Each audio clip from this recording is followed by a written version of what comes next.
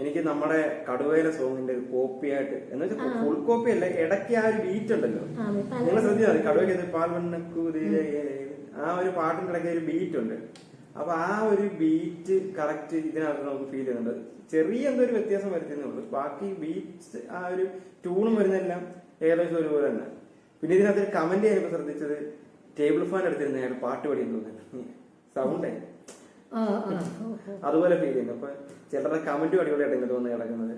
അപ്പം പാട്ട് നമ്മളെ സ്റ്റാർട്ടിങ് പറഞ്ഞിട്ട് തന്നെ ഒരു മാസ് ഇല്ല, ഒരു മാസ് സംഭവമാണ്. എനിക്ക് തോന്നുന്നു ഇത് ഇൻട്രോ സോങ് ആകാനാണ് ചാൻസ്.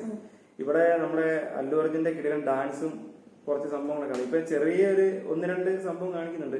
അവസാനത്തെ അത് നല്ലതില്ല, ചായ കളയാതെ കറക്കുന്ന അതൊക്കെ രസമുണ്ടായിരുന്നു. പിന്നെ ആ ഒരു സ്റ്റെപ്പ് ഇങ്ങനെ കാണിക്കുന്നുണ്ടല്ലേ, ചെരുപ്പ് ഊരിട്ട് ഇങ്ങനെ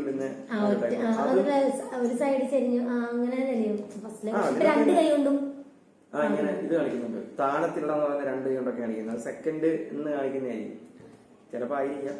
എന്തായാലും കുഴപ്പമില്ല. നമ്മള് ഒരുപാട് കാത്തിരിക്കുന്ന ഒരു സിനിമയാണ് അല്ലേ.